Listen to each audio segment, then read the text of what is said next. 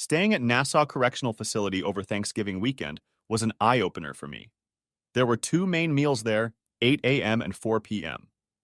They weren't very filling, and I quickly realized that I'd screwed up big time by giving my two rolls to Squatch, since I was hungry long before nightfall. Also, by the time our food was brought to us, it was barely warm, regardless of what was served. Soup, pasta, sandwiches, etc. Also, it didn't seem like there was much to do here. There wasn't a gym here that had gangbusters working out. Surprisingly, most of the guys were reading, playing cards, checkers, or chess. The biggest thing that awaited me was boredom and my own thoughts. Since being taken away from home, I hadn't heard from my family. I had the opportunity to call, but no one answered at home. I also tried calling my parents, but it was a collect call and no one answered there. I was going to call Tim or Jerry, but I decided I didn't want any of my friends to know what had happened to me, so I didn't. And that was a big deal. Besides feeling like a failure, I was also terribly ashamed. I'm in prison. I'll never be able to say I wasn't in prison if I'm asked about it in the future. True, I'm not a criminal, but it was cold comfort when I realized that I would spend most of the week behind bars. Every night, one of the guys would have what was called a sit-in, where some of the inmates stocked up on food for the day or traded to get better food. Some of them had loans from the cooperative, which allowed them to buy coffee, tea, and almost everything else. After the last meal, we would gather up everything we had collected and then use hot water and hand heaters to make instant soups, bread. Anything that could be heated and eaten would be collected in a garbage bag and left to go sour until we had something warm and hearty in the evening. I volunteered to participate Saturday and Sunday and enjoyed a bowl of instant soup and crackers both nights. I learned that I was not the only drunk in this company, a term I immediately became uncomfortable hearing. The inmates seemed to know what your misdemeanor was, and no matter what it was, you were assigned to a group. There were different degrees, for example. Theft was major and minor, with the former being more prestigious than the minor. Drinking and hooliganism was a little lower in rank, but assault and battery raised my status. All in all, it was all very childish, but it was my world and universe for 4.5 very busy days. Finally, Monday came, and I and about 20 others from my section and others were escorted to a waiting blue and white jail bus where we were handcuffed to the seats and taken to Nassau Court in Westbury that rainy morning. We were let in and allowed to wash, no shaving, and generally clean up while we waited in a side room hidden from view. And we waited. The trial went from 9 to 11:30, and then from 1 to 3:30. There were many people in court besides us. We could see them through the curtains, hundreds of people scurrying back and forth. Some of them stopped at our window and pressed their faces against the narrow slit to peer inside. What the hell is this? Is it a cafeteria? Were they looking for the restroom? Some of them were damn fat, ungroomed or unshaven, which, given the state of me and my fellow inmates, made no sense. I would have welcomed the opportunity to put on something better and clean up. But these knuckleheads live in the real world, and they just don't have anything to be proud of their appearance. One by one, our names were called, and the court official led the guys out the back door to the room where they were supposed to be. I watched them go through one by one, waiting for my chance to go through as well. Skelly, James Skelly. The bell rang at 11:04 on the clock. I raised my hand, and the officer unhooked me from the bench and led me down a short hallway to a greenish-colored room. There was a round table and 4 chairs, a couple of plant photos on the counter, and another door on the opposite wall leading outside. Here sat a thin man in his 30s with poor posture, a small belly, and thinning hair. His body radiated signs that screamed, "I don't care about the job I'm doing right now." He stood up, extended his hand for me to shake, and introduced himself. "Mr. Skelly, I'm Nathan Sweeney, your court-appointed attorney." I shook his hand and was surprised that he held it firmly, even though my palm was a little sweaty. "It's nice to meet you, Mr. Sweeney. I wish this had happened under different circumstances." We both sat down, the court official remaining standing by the door. "I've familiarized myself with your case and was wondering if you have any hesitation in pleading guilty." "I don't know." "What exactly are you guilty of?" "Assault, drunk, and disorderly conduct. We do not recognize the charge of resisting arrest because you did not approach the officers. We also don't recognize the charge of endangering minors because your sons weren't around during the altercation." "Whoa, whoa," I held up my hand. "Where did that come from?" "After your incarceration, Mrs. Skelly filed a protective order against you in her own name and in the names of John and Joel Skelly. He ran a hand through his hair and then went back to leafing through the papers in front of him. I suppose we could sue in this case even if they were on the premises, but it depends on what the judge looks at. I was still fixated on what he'd said earlier. Wait, what? Why would Myra do that? What? I can't see my kids? She has to protect them from me? I'm their father, damn it.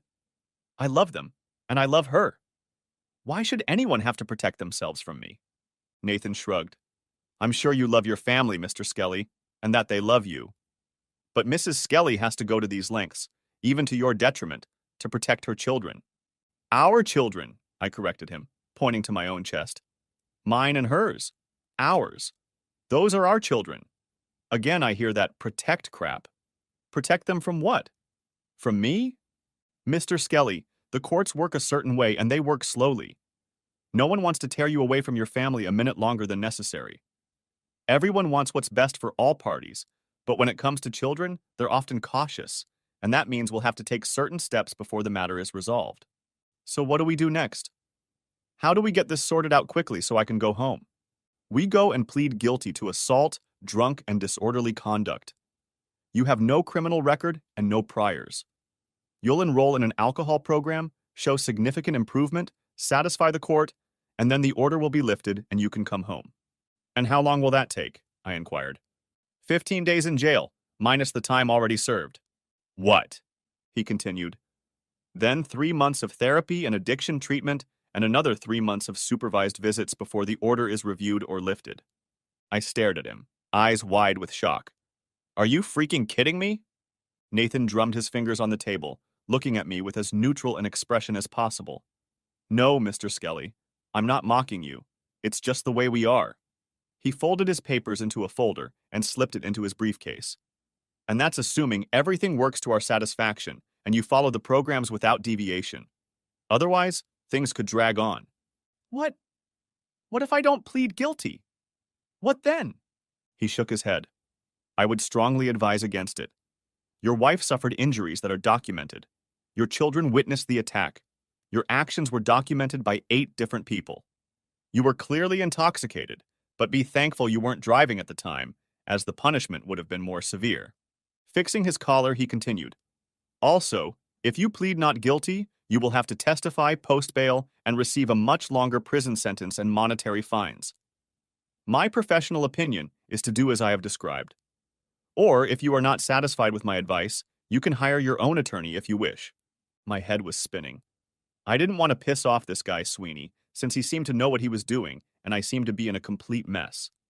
Okay, Jimmy, you can go over there, eat some crow, and get into whatever shit they want to get you into.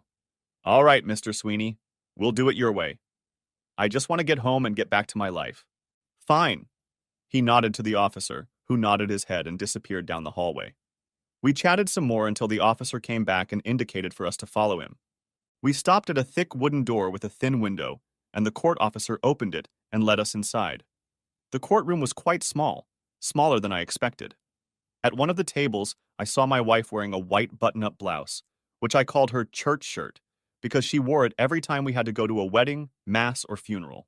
I looked but didn't see my boys, and I felt terribly sad.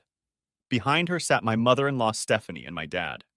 Since my mom was nowhere to be seen, I assumed she was sitting with Jay. I wanted to shout Myra's name but kept silent, shuffling around in my prison clothes and feeling like shit. I was escorted to another table where my lawyer and I sat at the other end of the room. I stared at Myra, who was looking at me with watery eyes and trembling lips. Her cheeks were blotchy, and it was obvious to me that she was barely on her feet. Stephanie kept her expression impassive, and only the diamond gleam in her eyes let me know she was mad at me. Awesome. As for Dad, his skin was ruddy and flushed, and his jaw was clenched so tightly I thought he was going to knock his tooth out. He was breathing so hard that his nose quivered and clenched with every breath, and his chest heaved like bellows. It had been years since I had seen my father lose himself in an Irish rage, and I had to admit I was glad I was in court, rather than confronting him and his seething temper. The case of Myra Skelly v. James Skelly and the state of New York v. James Skelly is hereby declared open, announced one of the court officials standing next to the judge. I didn't know who was who, but the judge was pretty obvious.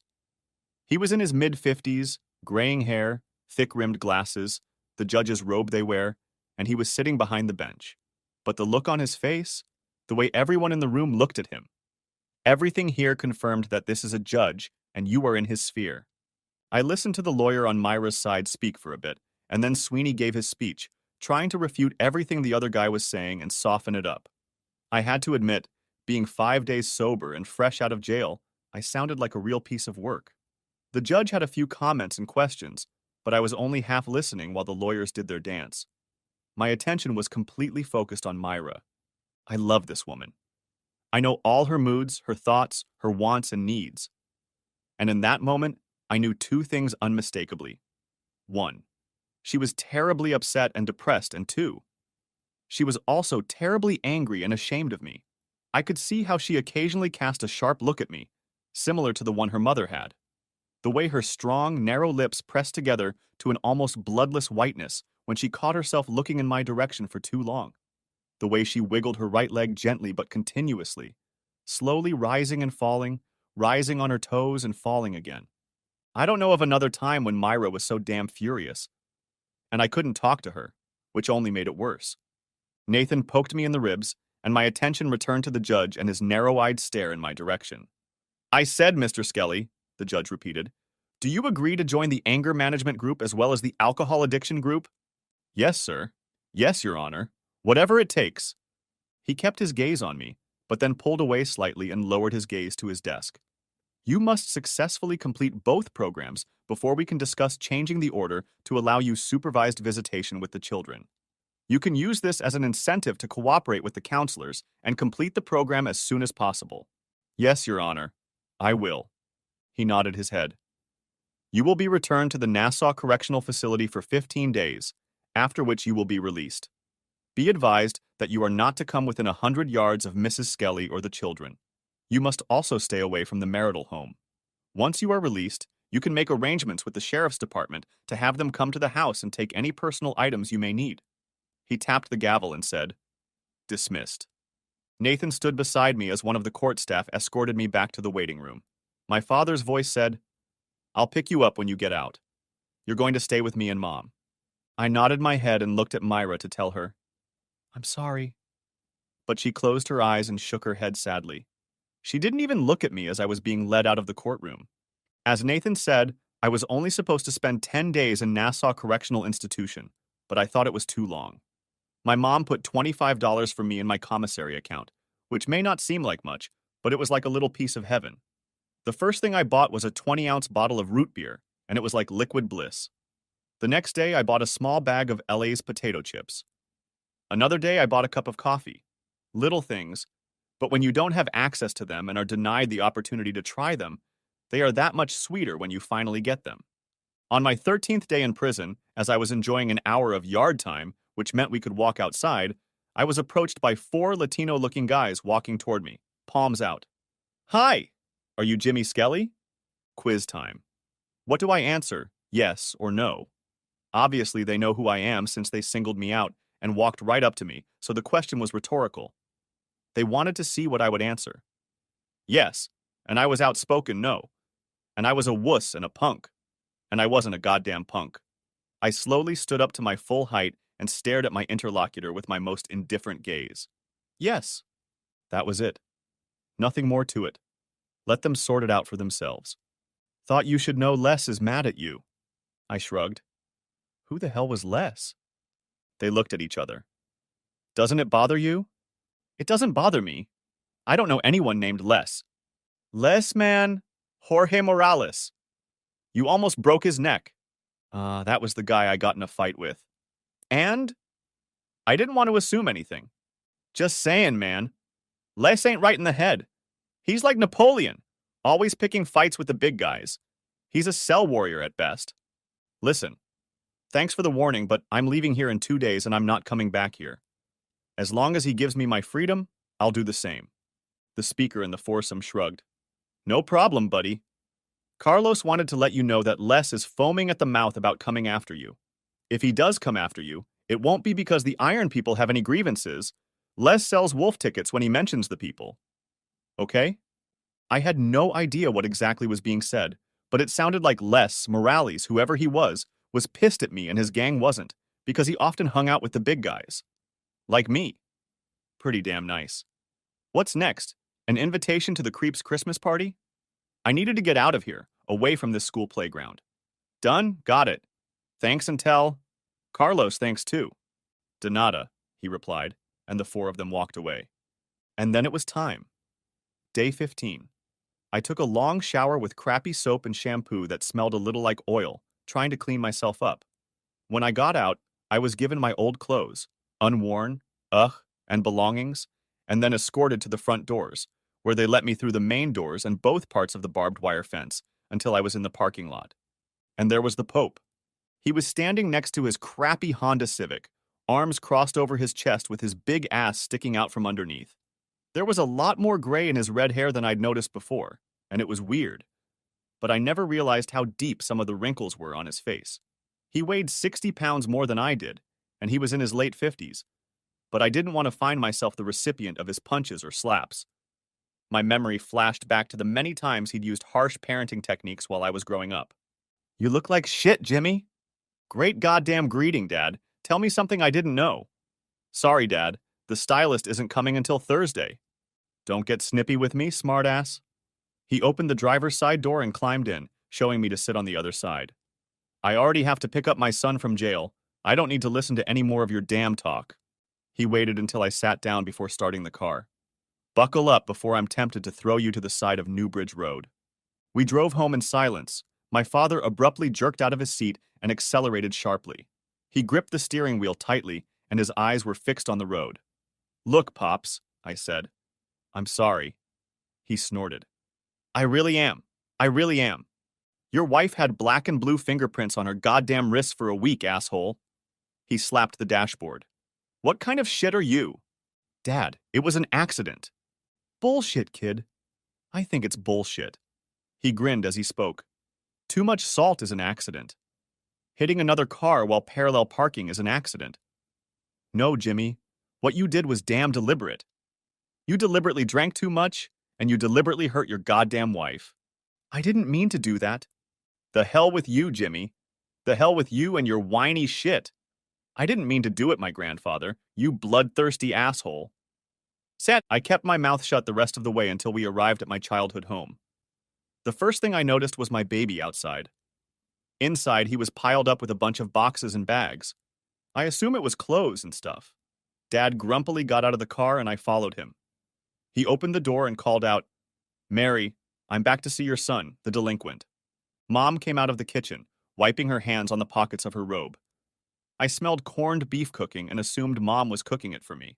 Hi, Mom, I greeted her, shoving my hands in my pockets, not knowing what kind of greeting I would receive.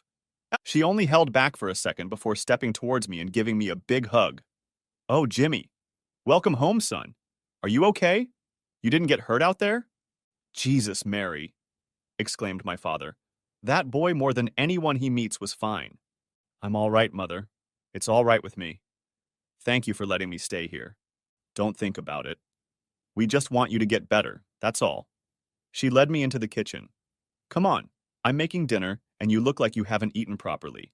The first day home, I didn't tell my mom about being in jail, didn't make my dad angry by being around him, showered with real soap, and wore my own clothes that fit me.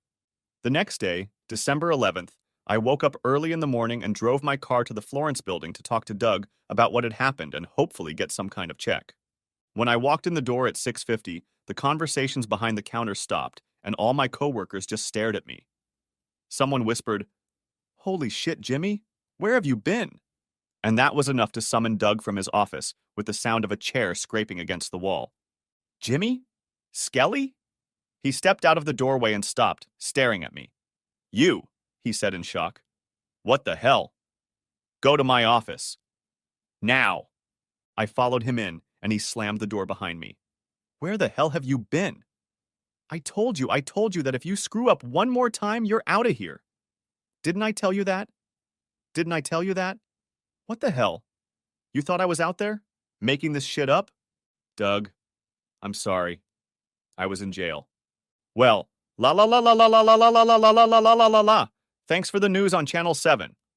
I found out you were in jail when I finally got through to your wife Tuesday morning. Doug, you have to let me explain. He held up his hand. No, Jimmy. No, Jimmy.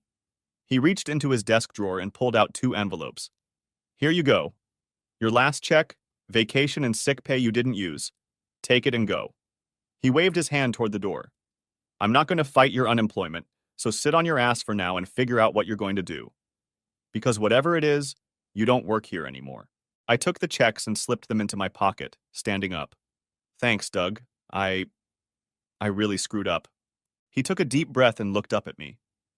The anger that had filled his tirade suddenly evaporated, and he leaned back in his chair, looking much older than usual. Yes, that's right, Jimmy, and that's too bad. Because I always thought you had potential. He shook his head. Listen, kid. Fix whatever's broken in your life and get your head in order. Get busy with something of your own, okay? I mean it. I shook his hand and nodded. I'll do my best, Doug. Thanks for everything. I drove away, keeping my eyes straight and my shoulders squared, not letting anyone realize how damn exhausted I was inside. I stopped by the bank and deposited two checks, surprised that the second one had over $1,000 in it. Jimmy must have been sitting idle for days, I thought. After that, I headed home, to my parents' house. Being at my parents' house was unrealistic. I had no contact with my wife and kids, but my parents talked to them every day. They always relayed my messages, and I could hear my boys yelling, "We love you, Daddy," when Mom picked up the phone for me. But I was lonely. I had so much free time. No job, no family, nothing. Just my thoughts and how much I missed my wife. On Monday, I went to the Phoenix house in Hauppauge, at the back end of North State Highway. The court had recommended that I get alcohol treatment, so to show that I was taking it seriously, I went there and met with Sally Ristatin at 11:30. She was like Phoenix House, a little old, a little shabby, and wearing a lot of makeup. Mr. Skelly, she purred, really purred, shaking my hand with both of hers. Welcome. Welcome. May I call you James? We're a little informal around here. I suppressed a smirk and replied, Sure, James or Jimmy is fine. Great, great. Let me tell you a little bit about what we do here. I mean, we, meaning you and me, because we don't do the hard work of solving your problems for you. No, no. We show you how to deal with your addiction on your own and come to a point where you can live with it, not live for it. I looked around. The office didn't impress me. Should I move in here? No, no. We have inpatient and outpatient programs, of course, depending on the severity of your situation. From what I've read in your file, you don't need inpatient care. She licked her lips and continued. James, you do realize that this kind of therapy only works if you want it to, right? Of course, I know that. I need it, and I need it now. I need to get home to my family. Why? I frowned. Why? What kind of damn question is that? Why? It's my wife, my kids. I love them, and I want to come home. Do you want to come home the way you were or not? Look, Sally, I don't understand these questions, but I want to come home and learn to control my problems so I don't drink so much. So in that sense, I don't want to be the way I was. She tapped her finger on the desktop. James, you may not want to believe this, but you can't just reduce the amount you drink. You're going to have to learn to admit that you have a problem, face it, examine your urges and triggers, and realize that once you become an alcoholic, you're an alcoholic for life. There is no reduction. There's only prevention and vigilance. I raised one eyebrow. I think that's a load of crap, Sally. I've already quit once. Didn't work, did it? I snorted derisively. Apparently it didn't. I'm here now. So you did the wrong thing. Maybe you reverted to a pattern and decided it was all in your hands. Maybe. But I was able to do it. And for how long? A month? 2? 3 days? It doesn't matter how long. The fact is, you didn't have all the tools to truly deal with alcoholism. I sighed. Okay, we'll do it your way, since I'll admit that I somehow didn't hang in there before. What do we do first? I spent the rest of the day listening to Sally's chatter. She was a former alcoholic herself, hadn't had a drink in 15 years. She had 2 children, a boy and a girl, who lived with her ex somewhere in Staten Island, and she was able to see them every weekend. She kept talking about her dry period and how she hadn't had a drink in 7 years. I didn't like the whole situation, besides the fact that she kept calling me an alcoholic. I had to come here every damn day for 6 weeks. She had the look of an elderly bartender and too much makeup, and the fact that it all sounded like psychedelic shit. I felt like any second she was going to start a song about Jesus and try to douse me with a vial of holy water. I felt the same way in group classes. Everyone was talking about a higher power and how it helped them with their depression. I'm as Irish and Catholic as the next Mick, and since I was 14, I've tried to forget I ever went to church, but it was all too preachy for me. So every day, Monday through Friday, I'd drive east to freaking Hauppauge and listen and sit and chat and try to figure out what was at the heart of it all. But every day passed without Myra and Jay, without Mom and her constant worrying, without Dad and his barely contained rage. I missed home, I missed work, I missed everything. But I also noticed that over time, I began to miss drinking. One day it started with a dull throbbing behind my eyes. This went on for a while, and then I noticed a hot, starchy sensation in my mouth, like my tongue was too thick or I had just eaten a mouthful of mashed potatoes. I was having a normal day, probably watching cable TV, and suddenly my brain exclaimed, "Man, I could use a beer." Whereupon my skin would get clammy, and I'd feel the warm headache from the thick tongue again. I tried to talk to Sally about it, and she said it was good. Good? How the hell is it good? She said it's a physical desire, and I should focus on it and really get to know it. That's stupid. I want to drink, you stupid bitch. I want to get rid of the urge to drink. I didn't really believe in therapy, and thought Sally and the others were probably Jesus worshippers and Reebhorns who were going to drag me back to the cross and make me vote Republican. The weather was getting colder and colder, and December was running its course. Christmas was approaching, and I was feeling more and more depressed being at home with my mom and dad instead of with my kids. I called my lawyer to ask if I could go to them sometime, and he called me back 2 days later to let me know that the social workers didn't think it was a good idea at this point and wanted me to finish the program before considering the possibility. Screw you. On December 22nd, I was having dinner with my parents when my father snapped his fork with a loud crack and stared at me. "I just heard from Myra that you didn't give her a dime for gifts for the boys this year." I looked at him, eyes wide. "I'm not allowed to see her, remember? Or my sons, remember? So your sons were going to get total shit this year until I gave Myra 200 for gifts and shit. When the hell were you going to help? How, Pops? And with what?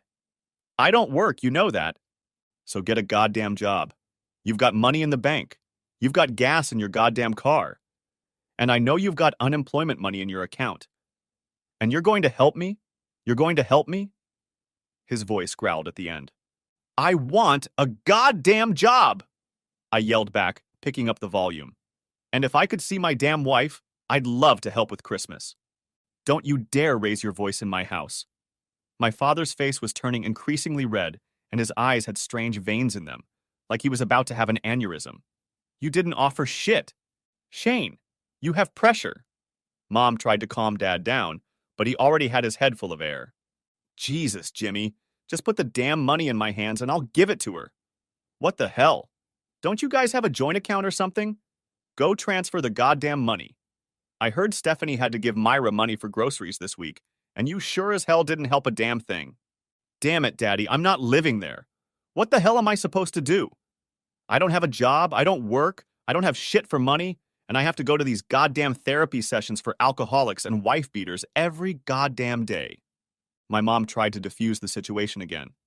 "James, if you need someone to bring something to Myra, just ask." I didn't know she needed anything. "Bullshit, Jimmy," growled my dad. "What, the bills are just going to stop because you're a piece of shit in jail?" "Shane, that's enough." At that point, my mom raised her voice, not quite to the point of screaming, but loud enough to silence both my dad and me at the same time. "That won't help. Then tell your son to get off his ass and help his family." He threw his napkin on the table and stood up. "Where do you think you're going, Shane?" "Somewhere away from him." He pointed at me the same way you'd point at a sewer rat. "Jimmy, you're my son, and you have a place to sleep. But this isn't forever, and you better figure out what's wrong in your head and fix it. Be a man, not a whining bitch." "Shane." My dad just shook his head and ran out of the kitchen. We heard his car start, and then he drove off, leaving my mom and I alone in awkward silence. "Damn it, Mom. I don't know what to do." "Jimmy, this is hard for everyone.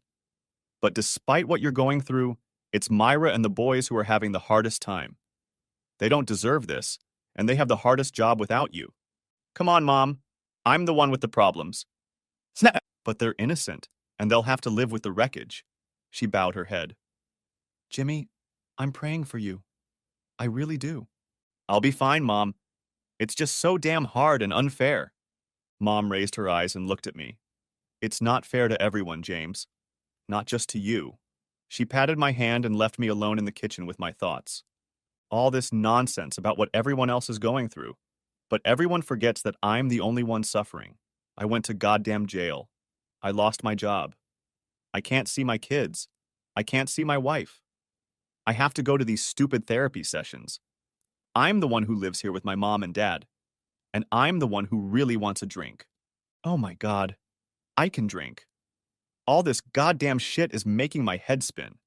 I look around the corner and I don't see my mom, so she must have gone upstairs. So I tiptoed over to the cabinets and started looking through them slowly and quietly. Pasta, jars, old mugs, bowls, cake mix, spices. Shit. I looked in the lower cabinets. Mixer, pans, pots, pans, soup, rolling pin, jars of sauce, a bottle of Blackbush Irish whiskey. Bingo. I pulled it out and saw with satisfaction that the seal had been broken, and about half the bottle was gone. I listened but heard nothing, then unscrewed the cork and brought the neck of the bottle to my lips. I tilted it back until the taste of grain hit my teeth and filled the space under my tongue. I pressed my lips together, twirled the bottle in my hands, and swallowed. Oh, sweet God. It was so delicious. It hit my gut and spread in a warming wave across my chest and lungs. I suddenly felt more awake and alive because all this shit had started before Thanksgiving. I took another sip, savoring it as it flowed down my tongue and throat. Oh God, tears came to my eyes. It felt so good. I swallowed the last gulp noisily and set the whiskey on the bar. Glancing at it, I noted how much I'd roughly drunk, and then ran the neck of the bottle over the tap, refilling to the same level. I swirled the bottle to stir the contents, then sealed it and placed it carefully back in the cabinet. Not wanting to lose the feeling, I went to my old room where I was staying and lay down, staring at the ceiling. I guess that was the solution to the problem. Obviously, doing it the way the therapists, counselors, and Sally said to do it was unacceptable to me. Just going cold turkey was impossible. I would have to wean myself off of it until I could better control these damn urges. Like now, I had a couple drinks, felt really good, and had no problem closing the bottle. I can do this. I could do it. The next day and the 24th went exactly as I had envisioned. I went through the day and all the sessions, eavesdropping when needed and telling them what they wanted to hear when it was my turn to speak. And at the end of each day, I would go to the park and take a few sips from a bottle of Jameson's that I bought from a local liquor dealer. I kept the bottle under the driver's seat in my nursery and made sure I didn't drink it before therapy started so they couldn't smell it. I felt better, more in control of my life when I was doing things my way. My mind was getting sharper and my attention was getting more attentive. I felt good. Really good. Finally, December 25th came. Christmas morning. In my family, it's the next most important holiday after Easter. But ever since I had kids, the two holidays had sort of switched places. And my damn parents were going to go to Myra's to spend it with the boys. So what am I supposed to do while everyone is at my house celebrating the holiday with my family? I asked, while Mom and Dad got their coats ready. Jimmy, we'll be gone until about 4:30, Mom reassured me as she wrapped a scarf around my neck. Then we'll come home, and we'll have more than enough leftovers for you. And if you cared so damn much, you'd support them, Dad grumbled. I never heard how you funded Myra's account, sent her a damn envelope of money, or paid the bill. I don't have anything to give. She has savings, and I'm sure she's using them. Besides, she still lives in this house and works. I don't. Dad only frowned. You really are a piece of work, Jimmy. I can't believe you're my damn son. He looked at Mom. Come on, Mary. Let's get the hell out of here. Mom leaned over and kissed my cheek. Merry Christmas, Jimmy. Don't let it get you down. I watched them walk away, my vision blurred from the flood of tears, until their car drove off. As soon as they were out of sight, I walked over to the kitchen cabinet and started rummaging through it until I found a bottle of Dad's whiskey. To hell with them. To hell with all of them. I drank it straight from the bottle and nearly passed out from the euphoria spreading across my skin. Yes, This was the stuff. Exactly what I needed. I walked out of the kitchen and headed into the family room where I turned on the TV to watch the Macy's parade. As the glowing sensation began to fade from my mind, I set the bottle aside and took another drink, resuming the sensation and preparing myself for a new stretch of time. Time. What the hell was I doing? I was wasting time, that's for sure. Therapy was a waste of time, and I wasn't getting anything out of it. Swallowing. Sally was trying, you could tell, but she was kind of spinning her wheels with me, and I suspected she knew it. And it only made her try even harder to get me to take that great first leap, as she called it. Swallow. I didn't need to jump, or even freaking pull away. I was fine, and once the courts were satisfied that I had completed the program, I could bond with my sons again and go home to Myra. Myra. I could feel the sadness building up in my soul as I thought about how much I missed her. Swallow. How much I loved her. Swallow. Damn it, I felt depressed. I needed to get this shit over with, come home and show Myra that I could be the man she'd always loved. I can fix this. I know I can, but only if I can actually go home and do it. Sip. Damn, the bottle must be more empty than I thought. I went back into the kitchen and looked around to see if there was anything else. A bottle of white Zinfandel, a quarter bottle of Captain Morgan's, and some sherry. I don't drink sherry. I pulled out the Captain Morgan and shook it up. It's almost full. Okay, that's enough. I'll go later and buy a replacement. I sat inside while Miley Cyrus performed some song on stage near Times Square and drank the Captain in small sips, glancing at the TV but not really watching anything. I need a job.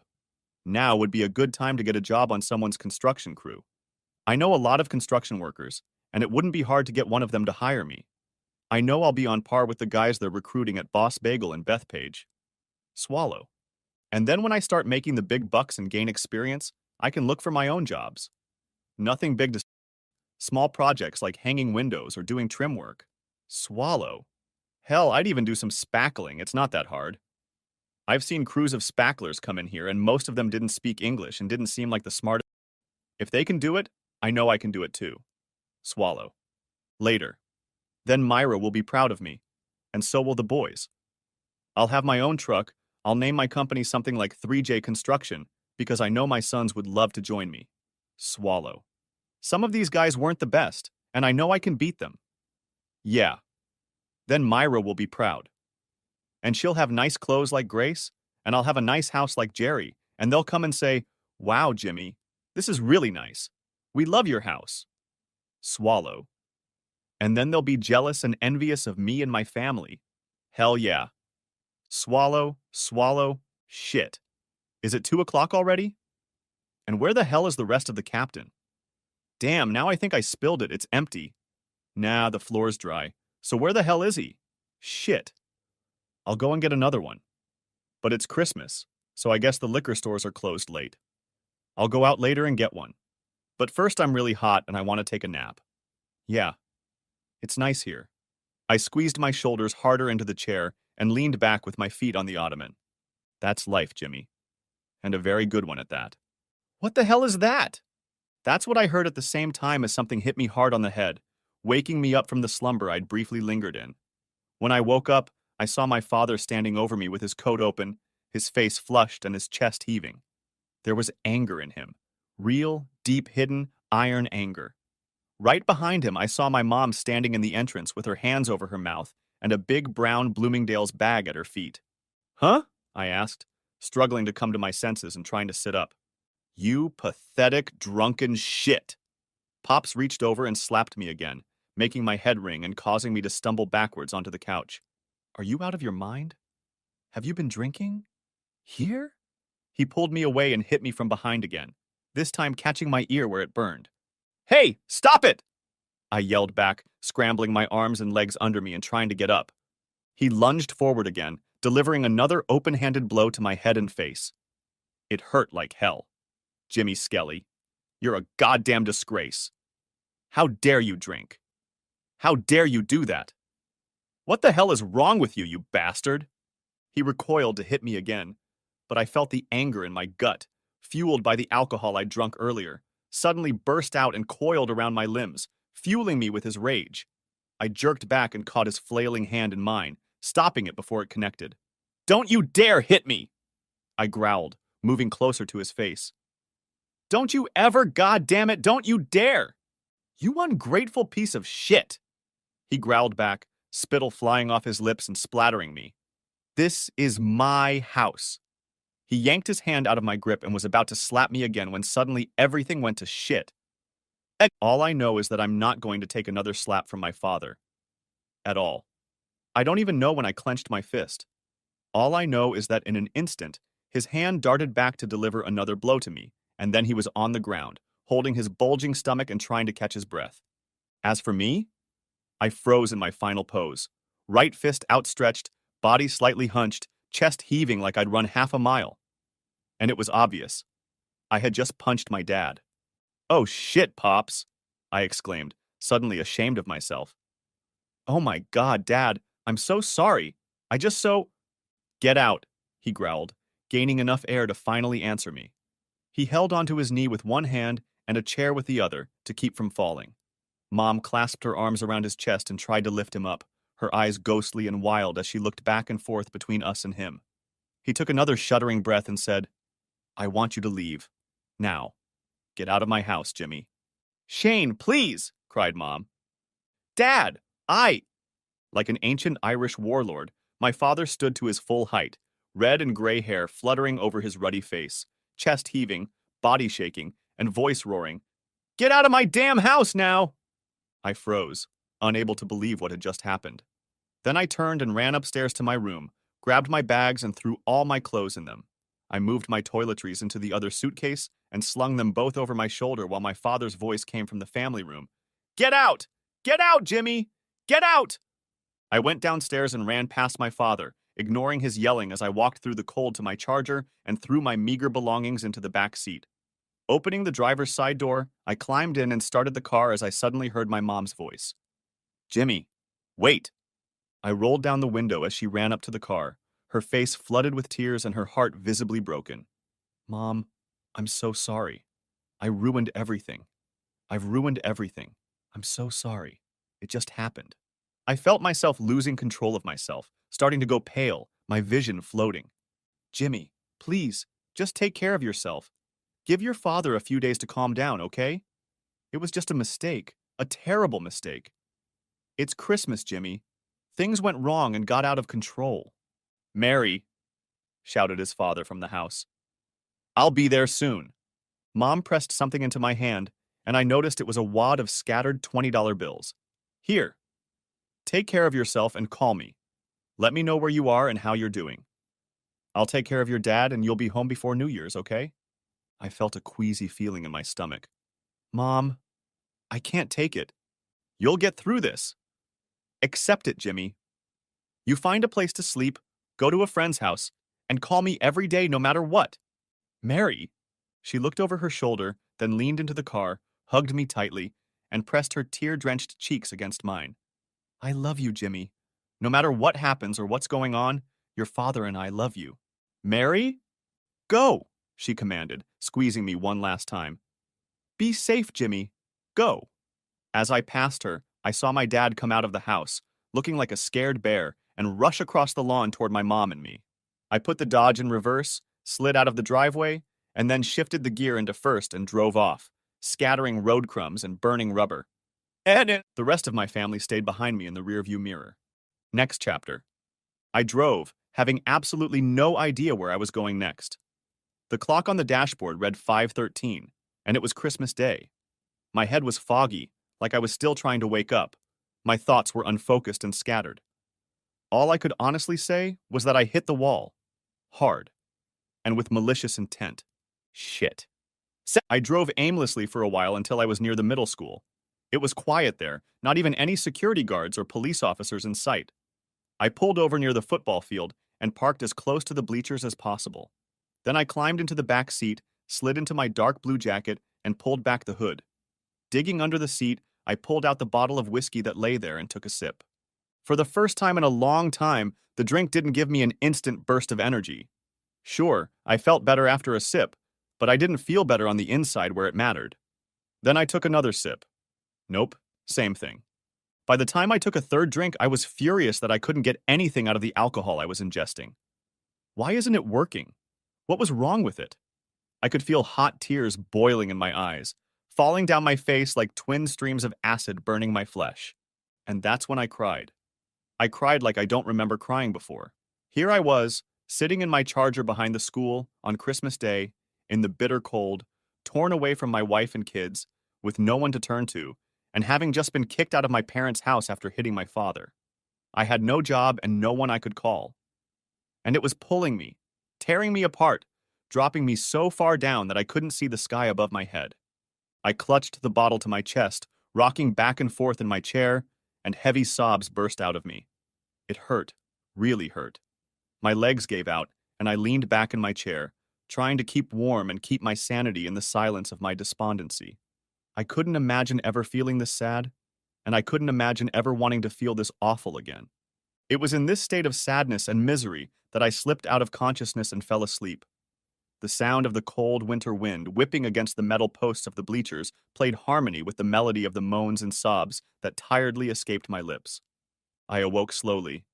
Something was irritating my eyes. Tapping, continuous tapping like pebbles in a tin can. One after another. Falling, falling. Tap, tap, tap, tap, tap, tap. Tap, tap, tap, tap, tap, tap, tap. And against the brightness of the world beyond my eyes. I turned my neck slightly, and then it was as if I'd been pierced by 1,000 volts. The cold crept into my bones and froze me in place. I groaned and tried to stretch my stiff back and shoulders, trying to bring myself back to the world of the living. I was so cold. My hands, face, and ankles were numb from being out in the still cold air of late December for so long. I opened my eyelids and tried to look around, but the blinding light from the side window pierced my skull like a barbed thorn. "Hey, buddy, you okay?" Groaning, I tried to rise to my feet, but instead my guts sprang outward. My stomach rumbled, but luckily I hadn't eaten anything lately, so I was able to restrain myself from giving myself a hard time. Looking to my left, I saw the outline of a man in a coat and police cap shining a flashlight through my window with a concerned expression on his face. I leaned forward and started my baby. The engine roared and air, cold at the moment, rushed out of the vents. Then I slowly pressed the power window button and let the automatic shutter finish the job for me. A stream of cool but fresh air filled the interior of the Charger and helped me focus. "Yeah," I wheezed, coughing to clear my throat. "Yeah, I'm fine. You know this isn't a parking lot. You can't stay here." I took a closer, more vigilant look at my overnight guest. It was a Nassau policeman in his mid-50s. He was wrapped in his police coat, but still looked like a policeman. "I'm sorry, officer," I said in a firmer voice. "I wasn't planning on stopping here." He studied my face, shining a flashlight on it and the interior of my car. He noted my hastily packed bags thrown haphazardly on the back seat, my somewhat unkempt appearance, and finally the empty bottle of Jameson whiskey lying on the passenger seat. In a burst of sudden compassion I hadn't expected, he asked, "Are you okay? Don't you have anywhere else to go?" I wasn't going to break down in front of this cop. No way. So I took a pause to gather my thoughts before answering. "Yes, officer, I'm fine. And no, I have nowhere to go at the moment." He looked at me, pursing his lips and deep in thought. I hoped he would just give me a break. "Please, just leave me alone." "Well," he said slowly, "it's almost 11:30, and you really shouldn't be here. I really should ask you to leave." "Oh, shit. Shit. Damn it." After a long pause, he continued, "But it's Christmas, and no one's going to be here unless they have to be. Tell you what, I'll come here again at 6 and ask you to move out. Then you'll have time to get some sleep and drink this," he pointed to a bottle of whiskey, "out of your system." "Oh, gods. Thank you, officer. I really do. Thank you." "It's all right, son." He turned the flashlight away. "Just do yourself a favor and start the car every now and then to keep warm. It's going to get cold soon." He paused. "Are you sure I can't take you somewhere?" I shook my head. "No. Honestly, thank you very much. But it'll be fine. Really." "Okay." He turned to leave. "If anything, Merry Christmas." I swallowed the sudden lump in my throat. "You too, officer." I watched him slowly turn around in the parking lot and drive away, leaving me in the lonely darkness. I got in the car and let the heater warm up the interior before turning off the engine again. Digging around in the trunk, I pulled out a couple sweatshirts and pulled them on. Then I laid on my back again and stared out the window at the sky overhead, just watching the darkness and letting myself fall asleep. When I woke up, it was still just as dark. But this time I wasn't as startled to see a policeman banging on the window. I started the car and opened the window. "Hello, officer." "Hello, son. You feeling better?" I nodded. "Much. Thanks. I hate to do this, but I'm half asking you to move on." "That's not a problem, officer. I'm on my way." "Good luck with that." Buckling up, I drove slowly out of the school parking lot and headed back to Main Street. There, I drove slowly down the road until I spotted Dunkin' Donuts. Not much was still open the morning after Christmas at 6:30, so I happily grabbed what I could. I went inside, had a coffee, and ate 2 egg sandwiches. After refreshing myself, I asked the woman to bag me 6 donuts, paid the bill, and walked out, heading towards Jerry and Grace. I stopped in front of their house and sat for a few minutes, wondering if I should go to the door. Finally, I mustered up the courage, walked down the driveway, and knocked on the door in 2 series of 3 sharp knocks. Some movement was heard inside, and then the door was opened by Jerry in a robe and shorts. "Jimmy? Damn it, Jimmy!" He stepped forward, hugged me tightly, and clapped me on the back a few times. I returned the greeting, and it felt so good that someone was happy to see me. "Dude, you're just beautiful! Come on in, come on in!" He led me inside and called out, "Grace, Jimmy's here." "Thanks, Jerry." I offered him the donuts. "Merry Christmas. I don't want to come over so early." "Don't think about it. Come on in." I followed him into the kitchen, where he turned on the coffee maker and placed the bag of donuts on the table. "I heard from Myra about a week ago." A chill ran down my spine. "Oh, yeah, I've been looking for you. Grace and I were having a pre-Christmas party and wanted to invite the 4 of you. She said you were having some trouble and living with your parents." I swallowed, my mouth dry. "Yeah, it was hard." "I can imagine." He shook his head. "Shit, buddy. I can't even imagine what you're going through." "Listen, Jerry, I need one favor from you." "What's that?" I hesitated, then squared my shoulders. "I need a place to sleep for the night." I saw his gaze unfocus and his mouth go slack, and it made me continue. "Just a couch, and only for a few days. 2, 3 at the most." Jerry thought for a moment, then nodded. "Not a problem, buddy. I'm mostly free during the week, so it'll be fine. Now I'll clear things up with Grace, and you can stay here." "Clear what up?" His wife walked in, dressed in a sport shirt and pants, and leaned over to kiss me on the cheek. "Hey, Jimmy, I heard what's going on. I'm so sorry." "Thanks, Grace." "Honey," Jerry said, "Jimmy needs somewhere to stay for a few days, and I told him he could stay with us if that's okay with you." Grace gave her husband a 100-watt smile and replied, "Sure, honey. I'll get the sheets for you, Jimmy." She looked me over, noting my out-of-shape condition. "Would you like to use the bathroom and freshen up? Take a shower?" "Oh, gods, Grace. That would be wonderful. Would you mind?" She giggled. "Not at all. Let me get you some towels." The shower felt really nice. The water was hotter than I was used to, and the shampoo wasn't the $99 shampoo we'd been using for the past few years. When I was done, I didn't want to bother my friends, but I needed to tidy up my clothes, so I asked if I could use the washer and dryer.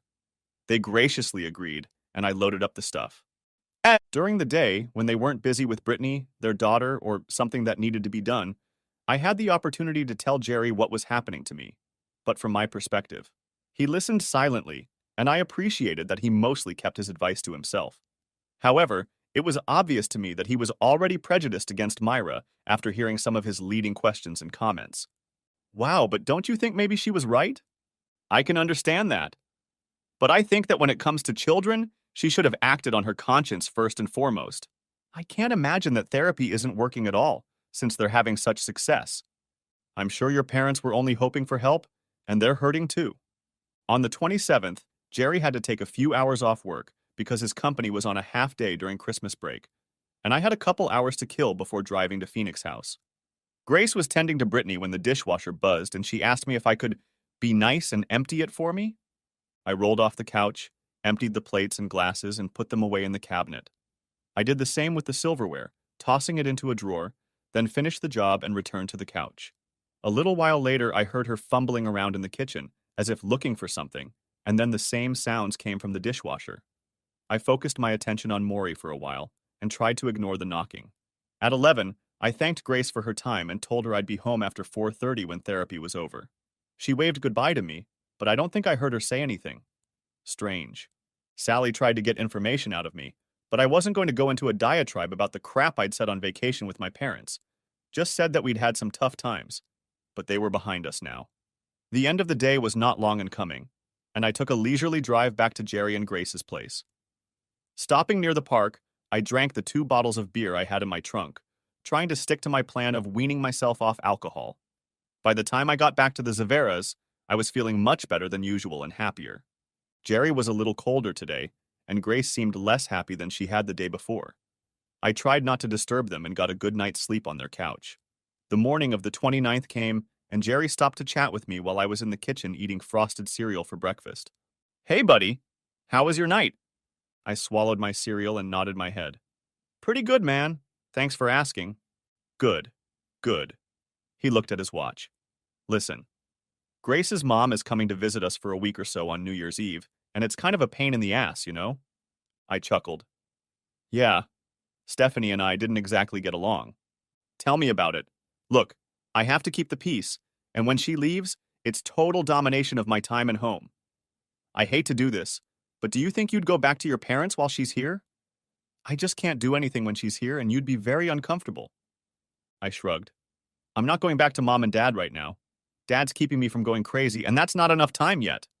Taking another spoonful, I thought about my situation. "I can call Brian and see if he'll let me stay with him for a while." Jerry smiled, and I felt relieved that I could help my buddy out like that. So, before leaving for Phoenix House, I packed up all my stuff, thanked Jerry and Grace for their hospitality, gave Jerry $20 to thank him for feeding me and letting me use their shower, bathroom, and such, and headed off for treatment. After treatment, I went to Brian's and talked him and his wife Laura into letting me stay there until New Year's Eve. I promise. Laura was not a pleasant person. She judged Brian, didn't drink or smoke, and looked down on those who did drink. I was there for 2 days and had to admit that I found it very difficult not to call his wife names, but to be friends with Brian. It was New Year's Eve, December 31st, and I left my next buddy's house, contemplating whether I should go to Tim's or drive to Patchogue to stay with Scott. I still talk to my mom every day, and even though my dad didn't talk to me at all, we still managed to talk about everything. Also, all my mail still came to my parents' house until I found a new place to live. Unemployment applications, and all the papers from the court. Mom had just told me about Myra's official request for child support, which was due by January 4th at 25% of all my income, including unemployment. "Mom," I said in despair, "that's a load of crap. I'm already barely getting $300 a week from the government, and I'm supposed to give her $75 of that? Can they do that?" "I don't know, Jimmy, but Myra is totally desperate. Your father and I helped as much as we could, and I realize her boss took pity on her and gave her more hours. But there are enough extra hours as it is, and when she works, either her mom or I have to babysit." I sighed. It would all go away if the social workers would just let me come home. "Jimmy, they'll do it when they're ready, not a minute sooner. I don't see how I can afford to give her this money. I practically live in my car as it is." "I don't know, son, but this is quite an official letter, and I wouldn't ignore it if I were you." "Okay, Mom. I'll call my lawyer and see if I have to do it. If he says yes, then so be it, even if it's bullshit. Keep me in the loop, Jimmy. I love you and Happy New Year. Let's hope next year is better." "Me too, Mom. Happy New Year to you and Dad, too." I chuckled. "Are you going to make it to midnight this time?" She laughed. "I will. We'll be sitting with Jay and Jay tonight, and they'll want to beat pots and pans." "All night?" "Yes. Myra will have a much-needed evening with her friends. The poor thing has been on fire at both ends for a while now. That's why your father and I have agreed to watch the boys in her place." That worried me. "So she can go out with her girlfriends for a night on the town, and I try to organize a dinner at Bracco's 3 months ago, and she blows me off? That's bullshit, Mom. Plain and simple." "James," my mother's voice grew firmer. "Myra has been a single parent and caregiver for some time now. She has children's services, attorney issues, home-related stress, lack of money, and extra time at work, in addition to all her normal day-to-day stuff. In this case, we're glad she's gone on vacation. Maybe, I grumbled. But it still sucks. I don't know what you want me to say, Jimmy.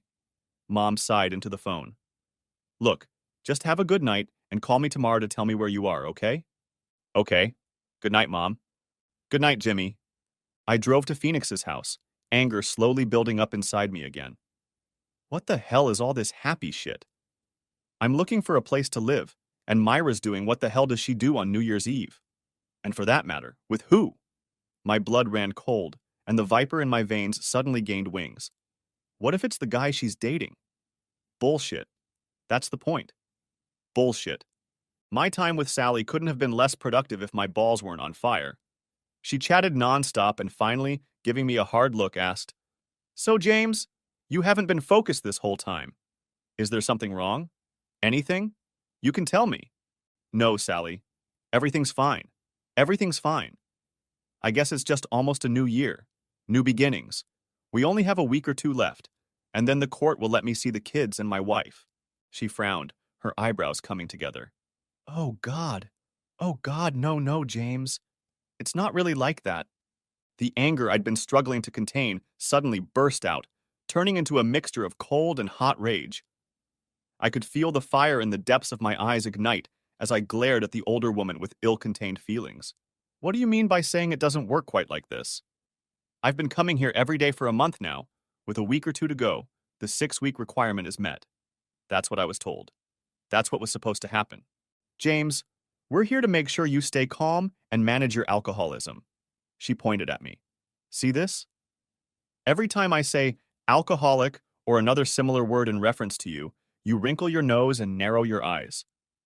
That tells me you don't like the term, and that you don't think you are one. Because I've seen real alcoholics, and I'm not one of them. All this shit grew out of a fight my wife and I had. The cops got involved, the courts got involved, and now my life is a train wreck, and I'm trying to get off the tracks and out of the way. James, you're in charge of your own life. If something affects it in a way you don't like, more often than not it's because of your own choices. She sighed. As for the trial, sure, the 6-week program will be over soon for you, but I can't in good conscience tell the powers that be that you've successfully understood and accepted the situation. What? What? Shit! I stood to my full height, clasping my hands at my sides. Do you realize what you're saying? I could feel the tension building. Do you know what this is doing to me? I couldn't see well out of my left eye. It was blurry and a red haze obscured my vision. Do you have any idea what you're doing to me? I have to hand it to Sally. She sat there looking at me like I was a volcano. The only thing that changed was the look on her face, but otherwise she waited for my last words to echo. And that, James, is a perfect example of why you're not ready. You're an ugly prude with the face of a cow. You're a pathetic ex-drunk, pouting whore. I said nothing. I turned around, grabbed my coat and walked out, heading for my baby girl where I started her up, twisted the steering wheel to the left, and rubber-stamped my way out of the parking lot and onto the Northern State Highway. God damn it, I was pissed. That damn bitch had basically deprived me of the opportunity to get home. How dare she? How the hell did she dare? All right, calm down, Jimmy. Calm the hell down. Oh, shit. The trip to Sagdaco's coming up. What the hell? What speed am I going? 96? 96 miles an hour. Whew. Just what you need right now, Jimmy. A goddamn ticket. Put your car away. And where are you going to live then? In a box under a bridge. I took my foot off the gas pedal and slowed down, keeping the charger just above 60. Where am I going? I don't have anywhere to go. Do I need to go anywhere? I reached behind me, grabbed a beer, popped the cork, and drank it in short sips. Yeah, it's a stupid idea, I know that. But the hell with it, I'm too worked up, and the beer will help me focus. No one paid any attention to me as I drove, one of many cars rushing down the streets on New Year's Eve. But I turned onto Wanta Avenue and drove slowly through my neighborhood. What the hell, Jimmy? What are you looking for? Are you going to drive by the house? I opened another mug of beer. You got a warrant out on you, you can't go in there. Hell, I just want to make sure Myra's not seeing another guy. That's not right. Never. I turned left into my neighborhood and let the car idle past the neighbors' houses, creeping up on my own house. There were no holiday lights here this year, but she'd managed to hang a few paper ornaments on the windows and hang a wreath on. I saw that her Kia was parked in the driveway, and the driver's side taillight was broken and covered with clear tape. When had this happened? Damn, another piece of crap that needs to be fixed. There was another car in the driveway, a Nissan Sentra I didn't recognize. Who the hell was that? And in the driveway? In my spot? Who the hell had been there? I dropped the empty can into the paper bag and pulled out the last one. The last one? Heck, I'd had 5 of these cans since I'd left Phoenix House. I put the unopened can down and opened the car door, turning around and standing in the apron of my driveway. Come on up, Jimmy. Go on. Get over there. See what's going on? Go on, boy. You ought to know. I didn't move from my spot, afraid to go up there, afraid of what I might find there, and most of all afraid of the destructive anger I was struggling to cage. And so I stood there as the minutes passed, my pulse boiling and pounding. And then my front door opened. There she was, Myra, my Myra. She stood there in her black dress and high-heeled shoes. A fancy handbag from TJ Maxx was clutched in her hand, and her white winter coat was open. Her hair was loose and spread in auburn waves across her face. 3 other people came out with her, 2 women and 1 man. The woman I recognized from her work, but the guy was unfamiliar to me. Who the hell was he? And why was he in my house? As they chatted and walked down the driveway to the Nissan, the first woman stopped, looked at me in surprise, and said, Myra, I think someone is here to see you.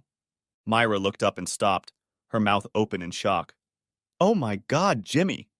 We looked at each other, and all I felt was love for my wife. It had been so long. So long.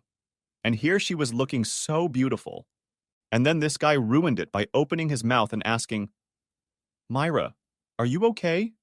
And then, noticing her obvious horror at the sight of me, stepped toward her to shield her from me and continued, Do you want me to rid you of that joker, Myra? Myra? She has a pet name now, you bastard! Hey, asshole, I growled. This is my house and this is my wife. Get the hell out of here and mind your own business.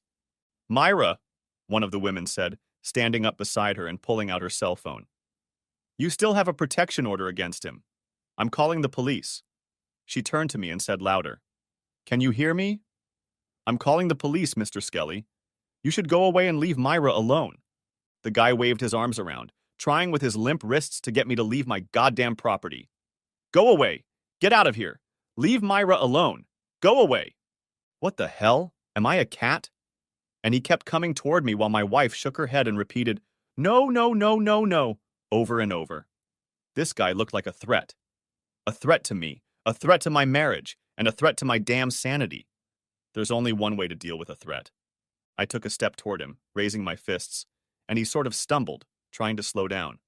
His left hand jerked back and I saw him clench his fist. I knew the poor bastard was a runner, a gym guy, and had no idea how to fight or throw punches. I let him go first, and his unskillful punch went through my head and ear, bouncing off my shoulder. Dick. No sooner had I made first contact than the broad with the cell phone wailed, Let my husband go. Let him go. Husband? I looked at him with bloodshot eyes. The poor son of a bitch, clutching at my wrist and tiptoeing up to relieve the pressure on my scalp, was frantically trying to break free. His wife, oblivious to the fact that she was going to call the police, was thrashing back and forth, wavering between coming to me to save her lover and staying away from me. And the last woman was comforting my wife. I had made a serious mistake. Shit.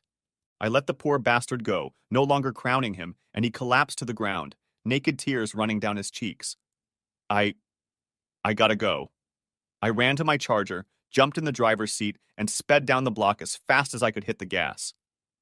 Goddamn shit, goddamn stupid bastard, Jimmy. You really are a shit. You stupid Irish asshole. What the hell were you thinking? Was this a good idea?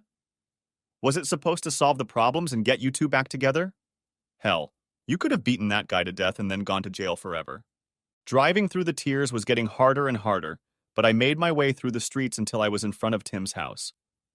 I sat there until I felt more confident. Then I went and knocked on the door. Tim answered, the smell of grass clinging to his clothes. Jimmy? Hey, man. Seeing me, he sobered up a little and reached forward to shake my hand and give me a big hug. What brings you out here? Tim, I need a place to crash for the night. Damn, man. You came to the right place. My house is your house. Come on in. I sat in Tim's mom's cluttered living room and told my best buddy about everything that had been going on for the past couple months. He listened with an open heart, not judging and just offering his support. When I was done, there was nothing left of me. I was like a wrung out sponge, the tattered remains of some dog's chew toy. Tim, I know it's New Year's Eve, but do you think I could get some sleep, buddy? He looked around and wrinkled his nose. My mom will be home later and wants to use the living room. Let's get you downstairs. The basement's pretty clean after Thanksgiving. I followed my buddy down 12 stone steps into the cool and slightly damp space of his basement. We'd spent a lot of time here in our youth, sometimes with girls, sometimes with beer.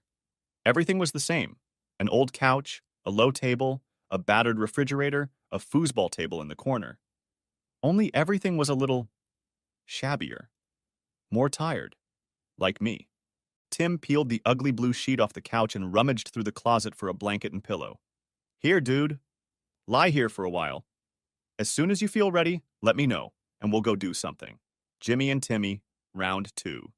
He chuckled as I kicked off my shoes and leaned my head back, already drifting into sleep. I woke up early in the morning and went upstairs to take a leak. The house was quiet, and I couldn't hear what was going on outside. Gasping, I made my way to Tim's kitchen and saw an open bag of cheap Lay's chips. I ate them in big handfuls, filling an old coffee mug I'd picked up off the counter with tap water to wash them down. When the knot on my boyfriend loosened a bit, I looked around for something else to eat or drink, and was surprised to find a six-pack of Heineken bottles in the fridge. I drank one while I was standing there and took the other to the basement. There, in the dark, I sipped the beer and hated myself for doing it. I hate myself so much. I can't stop, I just can't. I don't want to be like this, I really don't. But I don't know what to do, and everything I try to do blows up all around me. Here I am in the darkness of my friend's house, in his basement, drinking a beer I took from his fridge, and I have nothing to brag about being here. Nothing but a stifling thirst that's trying to take me to hell. In the darkness, I raise the bottle to the ceiling and toast in that direction. You have won, God. I surrender. And then I drank it down to the bottom. The next few days were the last coherent days I could remember in recent memory. I asked Tim to come with me to the orphanage and take what little I still had to his mom. I made a deal with Tim's mom that I would stay out of her way until I got myself cleaned up, a week tops, and give her $50 or so to help her out. I always thought Tim's mom was kind of a white trash kind of girl, but she gladly accepted my money and admonished, "Keep the hell down, stay the hell out of my basement, and if you get sick, clean up after yourself." I know I've been drinking. I almost always drank Bud and cheap whiskey. Every couple days, Tim and I would go to the local store and stock up on liquor, and then go back outside, laugh, drink, and pass out. One day, my phone stopped working, and I sold it to one of Tim's friends for $30, which I then spent on more booze. After a while, I didn't dare start my baby girl, as I couldn't keep a clear head while driving. Instead, I drove her into the backyard and left her sitting in a rut day after day, week after week. I stopped going to Phoenix House when I told Sally off, and I had no idea what that meant in terms of the court case. I didn't really care. I just lived alone, day in and day out, drinking, chilling, staring at the basement walls and what passed off as a TV. I knew I had money in my bank account, as my debit card was constantly topped up with beer and snacks, which meant unemployment kept coming in. In reality, I just existed, immersed in my own thoughts. If I thought about Myra, I drank to dull the pain. If I thought of John and Joel, the pain in my heart almost demanded that I somehow kill her. It was flashes of memories, things I seemed to remember in the moment, like how I laughed at something I thought was funny on Jon Stewart's show and ended up shitting my pants. Tim took me for a ride once when he had pot money, and a guy we met at Roosevelt Field had a lip ring connected by a chain to an eyebrow ring.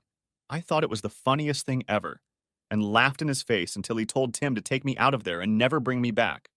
I had to carry the box down the stairs once, but I somehow forgot to button my pants, and they slid down to my ankles when I walked down the stairs. I got all the way to the bottom and laughed myself silly, and Tim looked at me like I had three heads. Very funny. Funny, but pathetic. But it was a trip to the hospital that helped bring me out of that state. Apparently, I was in the shower and I got sick. I slipped and hit my head on the back of the tub, making a damn loud noise, and ended up throwing up as I lay there. It lodged in my throat, and I choked and gasped, choking on my own whiskey-filled vomit.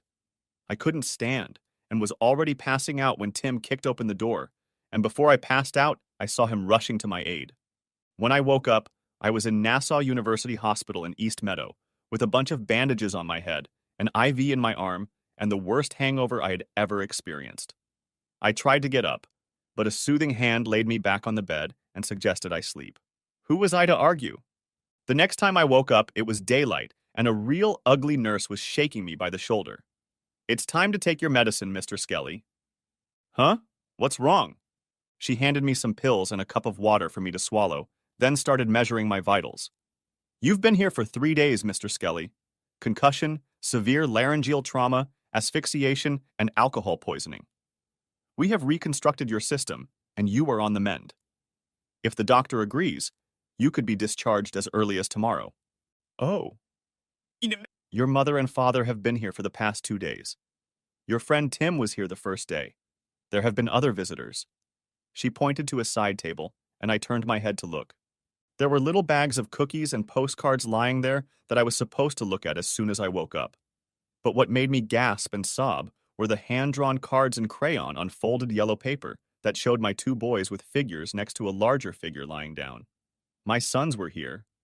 They were here, which meant Myra was here, and they had seen me in this state. The nurse tried to calm me down as I sobbed and moaned and cried. Eventually, other people came in. Something happened that calmed me down, and within seconds, I was asleep. When I woke up the next time I saw Mom and Dad at my bedside, Mom looked so tired and drained, and Dad, he just looked old, sad, hollow. I swallowed to wet my tongue and wheezed. "Hi." They both looked at me and smiled with relief. "Hi, Jimmy." "Hey, son." I sighed, drawing strength from God knows where. "I'm so sorry, Dad."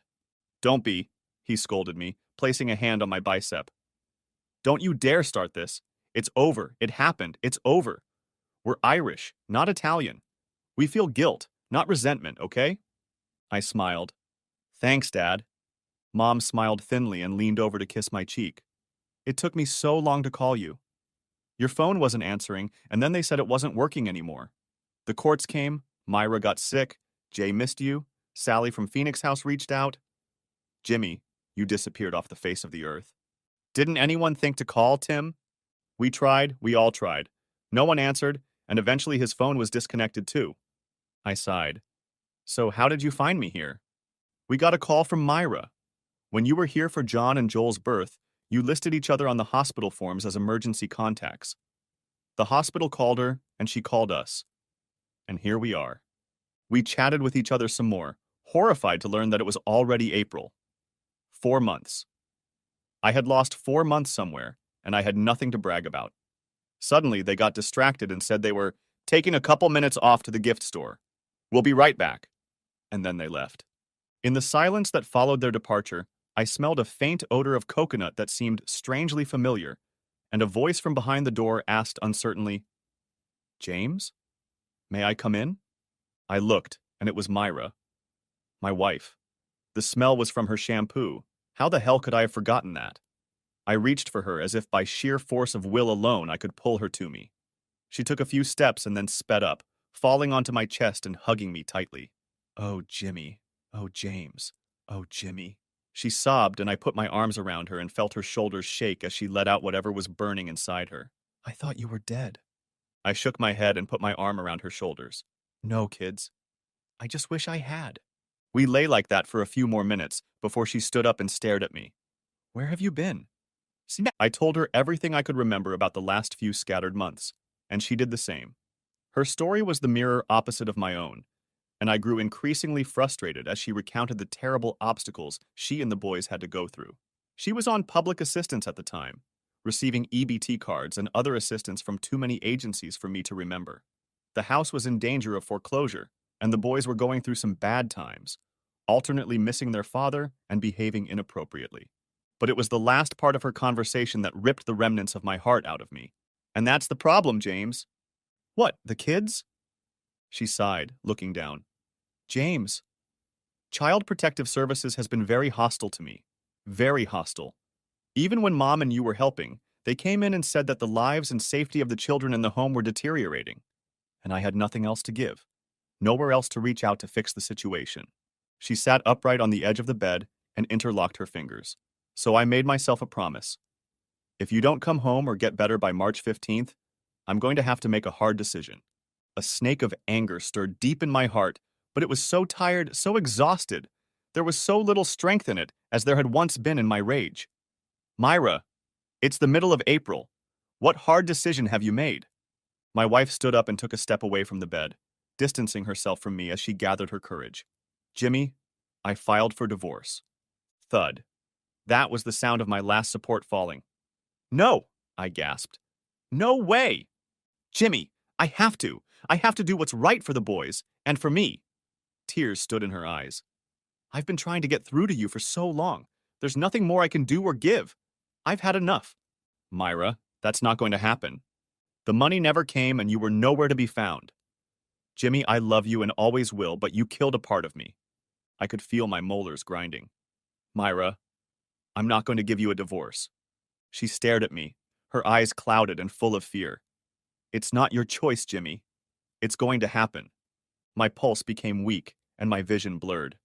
Myra, listen to me. We're Catholics. There's no such thing as divorce, do you hear me? We're married for life, in the eyes of God. Jimmy, you're not a practicing Catholic and neither am I. I tapped my hand on the bed. I don't care. You can't memorize these things from childhood. You're not going. Myra stared at me and swallowed nervously. James, I will never forbid you from going out with boys if the court agrees to it. And I mean it. You will always be the first and foremost love of my life. But you can't force me to bend to your will. No matter how much I love you, you killed a part of my heart. And everything that's happened since then has forced me to shut that part down for a while. You can't make me submit. And James, I've already had to make some hard choices. What? What do you mean? I needed help with my mortgage, and with the phone bill, and with the oil delivery. She twirled her hands again. And the product manager at work, Mark, well, it's no secret he's always liked me. No. I couldn't believe what I was hearing. No, Myra. No. I haven't slept with him yet, Jimmy. She sighed, and the tears flowed freely, no sobs, just streaming down her face like a faucet. But he helped me a lot with the house and the money and the renovations. And the boys have been better behaved since he showed up. I know what he wants, and I have to give it to him as soon as possible. She sobbed sincerely. I don't have a choice. Unless I want to help our sons. The courts, the lawyers, child services, everything. You. It's all tearing us apart, James. It's time. It's time to put an end to it. Oh my God, Myra. The babies. How can I keep suffering? How can I keep suffering? Am I not done? Isn't this enough? I'm sorry. Myra, I'll never give you a divorce. Never. No matter what happens. Never. Do you hear me? Do you hear me? In sickness and in health, in riches and in poverty, in good times and in bad times, until death do us part. She bowed her head and left the room, whispering only, I love you, James. I sat down on my bed and just stared ahead. I know Mom and Dad came in, but I can't tell what they said or what I said, if I said anything at all. All I know is that the room was getting darker and darker, and I stared at the opposite wall, feeling nothing but dull, clawing agony inside me. Oh gods, I wanted to die. I wanted to drink a bottle of whiskey and then roll off a cliff and blow my brains out. That's what I wanted. Just die, goddammit. Why do you want to die, Jimmy? Huh? I blinked in the fluorescent light of the room. Obviously, the sun had already set. A middle-aged man in a dark coat and jeans sat in front of me, legs folded, with a glass of water under his arm. He adjusted his glasses and nodded at me. I asked you why you want to die. Huh? Who the hell are you? He chuckled. Boy, obviously you didn't hear a word I said. I said my name is Father Michael Baldwin. I'm a grief and alcohol counselor in the Nassau community. I was assigned your case a few days ago, but you weren't able to speak until today. Great, I muttered. Another therapist. The previous one was doing a great job. Therapy is a funny thing, Jimmy. It works wonders, but only if you're willing to go through it. Otherwise, it's the biggest waste of your life. Okay, this guy had some sense. Well, that was my last one. 6 weeks of group talking and discovery and all that fake Jesus crap. No offense, Father. No offense. He tilted his head. Where did you go? Phoenix House. They do good work, but it's not for everyone. Well, it's not for me. Then why did you go? I rested my head back on the pillow and stared at the ceiling. To get home to my wife and kids. He nodded. A good goal and lofty. Father Michael stood up and put his hand on my chest. And it's probably even more painful because it was doomed to fail. Huh? Jimmy, therapy only works if it's meant for you. If it's meant for anyone else but you, it will never work. Never. He pointed his thumb at the door. The woman who was here today and left in tears. Was that your wife? I nodded. She's leaving me. Ah, and that's why you want to die. You don't understand, Father. She's been my pillar, my support, my other half of me. We have 2 sons. But it's over. Father Michael just watched me wallow in my grief, and then walked over to the bed beside me and took a pillow from it. He then walked over to me and tried to cover my face with it. Hey! Hey! I shoved, pushing and twisting away. What the hell are you doing, Dad? Giving you what you want. Getting nowhere. He threw the pillow on the floor and stared at me. Damn it, Jimmy. If you want to die so badly, why the hell are you resisting me? What the hell kind of priest are you? Killing me? In hell? What the hell? He laughed. Jimmy, we'll get along just fine. But first things first. He suddenly reached out and slapped me hard on the right side of my face. The blow was scalding and threw my head to the side. When I straightened up to give him another slap, his opposite hand flew up and slapped me again on the left side. That was so you'd pay attention to me. His eyes were cold as he hunched over. You're paying attention to me? I nodded silently. Good. Then listen carefully. I'm here for one reason. To make you well. I'll do whatever it takes to make you realize that there's not a single damned option in which you'd be better off dead. Never. All life is precious. Every life. He jabbed a finger at my chest. And if you ever want a chance to see your kids, your wife, and everyone who has loved you, loves you, or will love you for even a minute, it's because you want to be a better person. He pointed to the pillow he'd dropped. Because if you don't make the decision to want to be better for Jimmy, you might smother yourself. Father Michael hopped off my bed and headed for the door. We'll talk tomorrow, Jimmy. You're going to be released, and you're going to live with your parents. I already have an address, and I've told them in detail about your situation and what my therapy will include. They've agreed to help and will be another part of your equation and support system when I'm not around. I stared at him, still not believing this intense guy was a priest. You've thought this through, haven't you? He smiled. No, it's up to you. He waved his hand. I'll see you tomorrow. My release the next day was strange. A representative from the sheriff's department came over and handed me a copy of the separation judgment, a modified order of protection that only allowed phone calls by appointment, but no visits, thanks Nassau County Custody Department.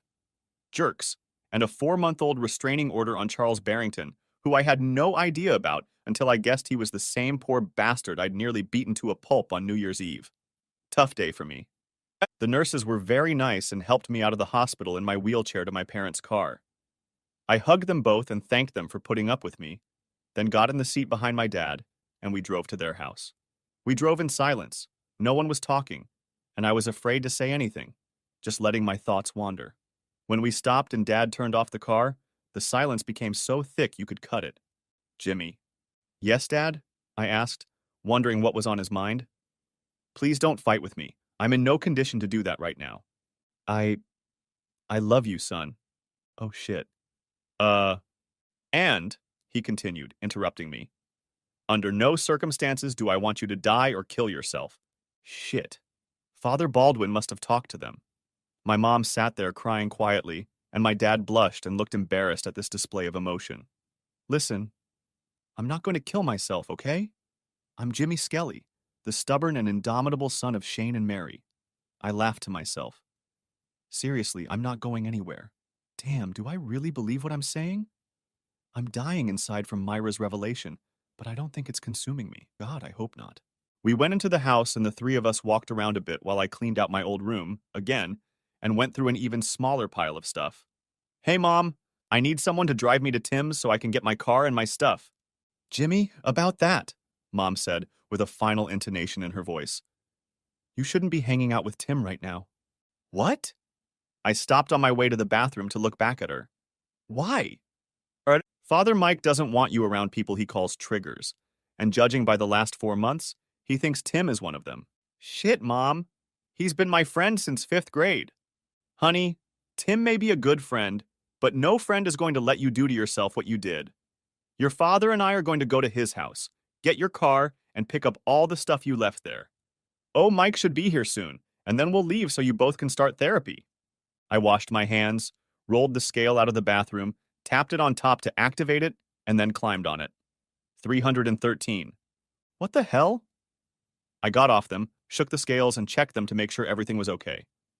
Then I took off my jeans, tossed my shirt aside, and climbed back on the scales. 307. Holy shit, Jimmy. You're over 300 pounds. You've never been over 300 pounds. When the hell did you go over 300 pounds? How the hell did that happen? Hell, I thought about it and figured I'd gained 35 pounds or so since Christmas. 35 pounds in 4.5 months. I grabbed my stomach and shook it, horrified to find that there was a lot to grab onto. God damn me. Damn, I'm turning into a fat, drunken bastard. Jimmy! Mom called out. We're going out! We'll be right back! I heard the door close and walked out of the bathroom, holding my clothes in my free hand. Feeling depressed again, I wandered into the kitchen and rummaged through the fridge looking for something to eat and made sure there was nothing there to drink. There was nothing. There was a knock on the door, and I obediently went to it, greeting Michael's father with a blank hi, and come on in. He joined me in the kitchen, where he first asked for a glass of water and then motioned for me to sit with him. So, Jimmy, are you ready for your first day or the rest of your life? I shrugged. My thoughts were elsewhere. Sure, I replied, looking out the window. Okay, Jimmy. Spit it out. What's the matter? Nothing. Nothing. He shook his head. It's not going to work that way. You're going to answer me, talk to me, and see this as your last chance at a normal life, or I'm going to walk away and you can find a less painful way to kill yourself other than alcohol poisoning. Now talk. I just found out I can't talk to Tim. Is this your friend, Tim Malix? I nodded. Jimmy, I'm sure Tim is a terrific friend in his own way, and I'd hate for you to think that you can't talk to him eventually and resume all the same antics that the two of you used to pull together. At this point, however, Tim is the trigger. He's one of those moments in your life that drives you to drink. He leaned back in his chair and continued. From my interviews and conversations, including with Mr. Malix and his mother, whose house you lived in, I can't think of a worse person to stay with during those months. He does drugs all the time, idolizes you and your drinking, and has no visible legal job. His mother is better, but she has no interest in her son's life or well-being and is emotionally detached from his situation. She works 2 jobs to keep a roof over her head for herself and her son and is rarely home during regular hours, 7 days a week, if at all. Jimmy, I promise you that if we do this for you, get you to the point where you're healthy and well-adjusted, you'll have no problem renewing your friendship with Mr. Malix and doing it the right way, not the destructive way. Okay? I nodded my head and went back to my conversation with Father Michael. Okay, I'm in. Let's get down to business, I said, with a sense of optimism. Great! Jimmy, you're a miserable alcoholic. Hey! I'm serious, he continued. You're a drunk. You're a drunk now and you'll always be an alcoholic, so you better get used to it. What kind of therapy is this? I exclaimed. You had to explain it to me slowly so I'd understand and all that other shit. I'm sorry, Father. No offense, he laughed. First of all, stop apologizing for swearing. It happens. I'm sorry, Father. I'm a recovering Irish Catholic. I can't help it, I offered with a smirk. I see. Secondly, you're looking at something that will happen much later. Right now, all we need to recognize is that you are an alcoholic. He pointed at me. See? That one there? You smirked when I said alcoholic. That's your biggest stumbling block. He sighed. James, The truth is, most alcoholics don't recognize themselves as such. They go through life blaming everyone and everything. They have a hard time accepting responsibility for their actions, and they think the world owes them something. The world owes you nothing. Nothing. No one serves you a drink. No one forces you to drink it, and no one does everything they can to affect your life and the lives of those around you with their drinking. It's done by you. Only you. I felt myself getting more upset the more he talked. I hadn't seen my boys in months. Myra was leaving me. I couldn't communicate with my oldest friend because he was a bad influence on me. I was 35 pounds overweight. I didn't have a job and had no idea what I had in my bank account. I had just spent 3 days in the hospital, and as far as I knew, I had no health insurance. And now he was telling me I was a drunk, and it was my own fault. My own. No one else's. Was it true? My heart screamed, demanding an answer, but I'd ignored it for so long. Lived so long knowing it wasn't my fault and I was in control. Me, Jimmy Skelly, inflexible and indestructible. I was in control. I could stop when I wanted to. Damn it, Jimmy. How many times have you said those words over the years? Hell, how many times have you said those words in the last few months with Myra? Hundreds? What about yourself? Thousands? But you couldn't you? You can't fix it, you can't control it. And the more you try, the worse it gets. Shit. Father Mike and I talked every day that week, and every day I came to the horrible realization that my drinking was my problem. Mine. And I was an alcoholic. I had alienated my wife, I had alienated my parents, and I took full responsibility for turning my life into the unmanageable mess it was today. On Friday, he invited me to St. William Abbot Catholic Church for my first AA meeting, and that's when I said to him, "I'm not going to be forced back into Catholicism, am I?" He laughed. "No, Jimmy. Some people think AA is a religious experience, but it really isn't. It's what you get out of therapy. So you can go over there and just meet and feel things out, and then we'll meet on Monday next week. Do you want me to drive?" I haven't driven my little girl in a long time. I can't even remember when exactly. I know she was dirty, messy, and in need of repair and refinishing, but I couldn't bring myself to leave the house, existing only in the kitchen, living room, and bedroom. There was no way I could drive. "Yeah. Do you mind?" "Not at all. I'll be back around 6:30 to pick you up." I hardly ate anything at dinner that night, my nervousness and constant trips to the bathroom driving my dad crazy. Shortly afterward, Father Mike picked me up and we drove to church in silence. It wasn't a bad church as far as churches go. White, with a steeple, a handful of people hanging around outside, smoking cigarettes and bickering in small groups. I got out of the car, adjusted my shirt. I didn't like how tight it was around my chest, and headed for the front door. Several people nodded in our direction, a few of them greeting Michael's dad by name. It surprised the hell out of me, but none of these people looked drunk. Really, none of them looked drunk. Hell, she looked like a football mom. That one could have been a goddamn accountant, and those two over there were probably playing basketball. Okay, that broad was a wreck, had too many tattoos, and looked like a freak. But damn, they looked like regular people. Eventually, someone came out and said, "There's a bunch of Bill W. S friends gathering here if anyone's interested." I watched as most of the bums stomped in and started to go inside. I guessed Bill W. was code or some shit. Hell, is there a book on this shit I should have known before entering? Screw it! I joined the passersby, ignoring the sweat that protruded on my palms. Luckily, we didn't enter the church part of the temple, but some sort of meeting hall off to the side. There were about 40 of us here, and there was room for 20 more if necessary. There was a heavy-set older man standing in front. He called the assembly to order, and everyone said hello. I wasn't going to say anything, just watched and followed what was going on, trying not to feel too damn scared. Courage, Jimmy. Courage. The AA meeting was an eye-opener for me. It was similar to the one I attended at Phoenix House, but maybe it was my changed mindset or something else, but it just resonated with me. I felt like I was part of the experience. Several people read part of the 12 traditions, a summary of the essence of AA. Then the speaker asked if anyone new was here, and Father Mike, who was sitting up front, turned around in his chair and looked right at me. Damn. Stand up. Stand up. Just do it. The crowd waited, looking around, some of them looking at me. I put my hands on my knees and forced myself to stand up. Me. I am. Great. Welcome. What's your name? Jimmy? Jimmy Skelly? Hi, Jimmy. The whole group greeted me in one voice. I felt my face turn red. The speaker reached out to me with his hand palm up. Would you like to tell us something about yourself, Jimmy? Yes. Too soon for me. Not right now. Some other time.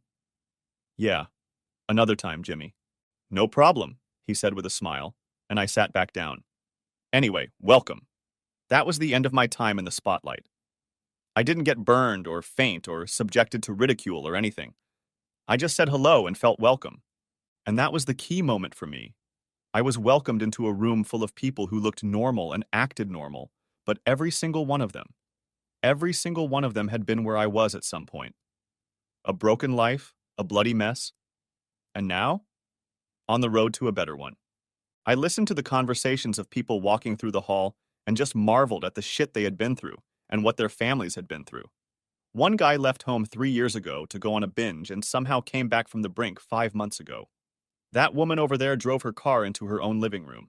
They each had their own pile of shit, and they were still digging through it. But that was the point. They did it every day. Every day they made the decision not to drink. They would wake up, go about their business, and at some point say, I'm not going to drink today. And they did that and lived that way. At the end, they passed around a box for people to drop whatever they could into it, and I felt like nothing because I only had 68 cents in change. The tired blonde in the next seat assured me that any change would be appreciated and that I should only give if I could afford it. Farter Mike personally escorted me to the speaker, who thanked me for coming and handed me a white poker chip, asking if I wanted to come back. Yes, I replied, surprised at my own answer. And that was my beginning. Every day I talked to my mom and dad, trying to make sense of my life and get a grip on reality. Father Michael would often come and talk to me on the phone if he couldn't make it, giving me support I didn't even realize I needed. And I went to the meetings and listened long and intently. Like Grandpa Connell used to say, take the absorbent cotton out of your ears and put it in your mouth, Jimmy. Don't talk, just listen. The second week of my sobriety threatened to break my apple cart as I began to evaluate my life and the big hole I had dug for myself. The CPS staff came to the house and interviewed me, wanting to make sure I was going through some kind of program and making progress.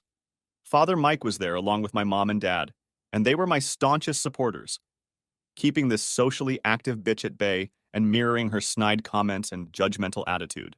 Shit like, the kids shouldn't be exposed to negative influences right now. And it's in our best interest to keep the father away from the kids because he hasn't proven he's capable of reasonable and mature responsibility yet. To hell with you, asshole. At this point, my father surprised me. Look, he said irritably. My wife and I don't mind meeting the boys. They come here all the time. Why the hell? If you're so worried about getting sued for someone pricking their finger, you won't let Jimmy see his sons, whom he hasn't seen in 6 months. Jesus knows that can't be healthy for kids. Here, supervised? My wife, me, you, the sheriff if you want. Everyone can watch to make sure Jimmy doesn't decide to have a beer in front of the kids and then attack them. I swear, I've never heard of such nonsense in my life. He's their father, and let me tell you, he may have had some damn problems lately, but he loves his kids very much, and you're hurting them by continuing this farce. The CPS bitch said she would talk to her supervisor about it and get back to us. Farter Baldwin gave her his contact information and gently reminded her that he was part of the social workers' buddy network, or whatever it was. I had hoped that his involvement would speed up the process, but he informed me that Children's Services is the crappiest and slowest of all the social workers I have to deal with, and it could be weeks before I got any news. On my 16th day of sobriety, I walked out to my Charger for the first time in my life and cried. My mom was standing next to me as I examined my baby girl. It was dirty from bumper to bumper. There were so many scratches on the paint from rough handling, and who knows what else. There was a dent on the driver's side door that I had obviously hit with force against something else while drunk, leaving a 2-foot-high gash in the steel. The inside was disgusting. Old bottles, cans, food wrappers, cobwebs, and ants. Who would have thought there could be ants in a car? But they were here, crawling all over everything. There were cigarette burns on the upholstery, and the radio was missing. And God knows where it was. I looked in the trunk, and at first I didn't recognize the mass of rags and rags there, and then I realized it must be my laundry basket, and the dirty laundry of who knows who. and I must have thrown up in the trunk at some point. There were at least a dozen empty whiskey bottles and probably 3 dozen more beer bottles lying around in the mess. I removed enough debris from the driver's seat to climb into the perfume-scented interior and try to start the car. The engine started after a pause accompanied by a howl and then rumbled. My trained hearing picked up that something was wrong. The sound of the engine became more guttural, as if the man had phlegm accumulated in his lungs. I turned it off and sat there, unable to believe that this was my pride and joy. My mom hugged me when I got out of the car but didn't say anything, just walked me back into the house where I followed her into the kitchen. She handed me a roll of paper towels, a bottle of carpet cleaner and Windex, and an empty garbage bag. Don't look at the job in its entirety, Jimmy. Do it piece by piece. Today you clean the front seat. Tomorrow you clean the back seat and so on. I took them from her and leaned over to kiss her cheek. Thanks, Mom. She wiped her eyes. Go clean up, Jimmy, just like you do with your life. You'll do fine. I walked out, thinking to myself how many times I'd said those words before. I can do this. I can make it work. It's not a problem. And today, I was going to really live up to my words and get down to business. Day 21. I was more active in my meetings, admitting to the group that I was on step 2, attributing to AA and all these people the ability to help me deal with my alcoholism. Some members of the group considered Jesus or God or whatever else was central to their change. More important to me, however, was the group. Religion is helpful for some people, but it was not a good fit for me. A few days later, I received a bill from the hospital for my stay. $24,475. I laughed. A real deep laugh like I hadn't remembered in a long time. I showed it to my dad and he frowned. What the hell, Jimmy? Are you having open heart surgery in there? I shrugged, picked up a rock from the walkway, and held it out to him. What do you want me to do with it? He asked. It's mine, Daddy. Squeeze it for me, and the blood that comes out, we'll send it to them. The second week of May was another milestone for me. About 30 days sober. AA gave me a red chip. Father Michael personally handed it to me at the end of the meeting. I'm very proud of you, Jimmy. It's been a hard road for you, and you have more to go, but you're doing a great job, and I'm glad to be a part of it. I thanked him for his support, and while we were talking, a guy in his 30s slowly approached us. Hey, Jimmy, he called out, extending his hand for a shake. Congrats on 30 days, man. Thanks, I replied, not knowing who he was, but he seemed vaguely familiar. One day at a time, you know. He laughed. Sure. He smirked, looking me straight in the eye. You don't remember me, do you? Sorry, buddy. I wish I did, but I can't connect the name to your face. Tom? Tom Maldevs? From Maldevs Construction? I snapped my fingers. Oh, shit. Sorry, kid. It's been a while. How's it going with you? Still shopping in Florence? Business is good. The season is picking up. And yes, I'm still shopping there. He looked at Michael's father. I see you're traveling to meetings by car. Do you still have that charger? Yes. It's not running right now, but I'm slowly working on it. Hopefully it will be running soon. Why do you ask? Well, I'm looking for laborers for my crew. Nothing fancy, $16 an hour. And I remember you used to work as a longshoreman. He pointed to the disintegrating group coming out of the church. I know what you're going through. I've been sober for 5 years. I don't come often, maybe once a month or so, just to freshen up. And I've seen you there, and it's obvious to me that you're making an effort. So, are you interested? No shit. Yes. I took his hand and shook it firmly up and down. Oh my God, when am I going to start? What can I do? I really need a job. Calm down. It's okay. Monday after Mother's Day, can you make it to the Home Depot on Hempstead Turnpike by 7 in the morning? If I have to grow flippers and swim there, I'll get there. Terrific. If you're there, I'll pick you up and you can consider yourself hired. Take your lunch and a jug of water with you. He paused. Oh, and count on the job. I grinned and shook his hand one last time. No problem, Tom. I won't let you down. He tapped a red chip on my hand and walked away with a smile. On the home front, the bills from the hospital continued to mount, topping $29,000 by this point, and the radiologists, psychologists, doctors, and other specialists were adding their pennies to the amount of unpaid bills. I received a new notice from the court about the child support arrears, which had already exceeded $2,000 and continued to grow, not counting interest, fines, and more. And child services still wouldn't let me see my sons.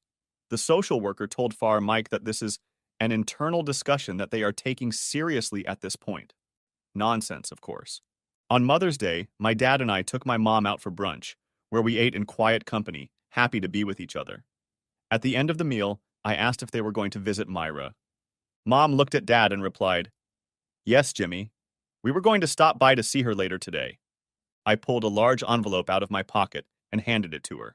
"Can you give this to her for me?" And she looked at it and saw my wife's name written on the front with a magic marker. "What is it?" I sighed. "It's some sort of apology. I can't write, and God knows my grades in school prove it." "Well, isn't that the goddamn truth?" Dad volunteered, and the crooked smile on his lips took away all the poignancy of his remark. Mom playfully clapped him on the shoulder and gestured for me to continue. "Anyway, this is what I had to do for AA.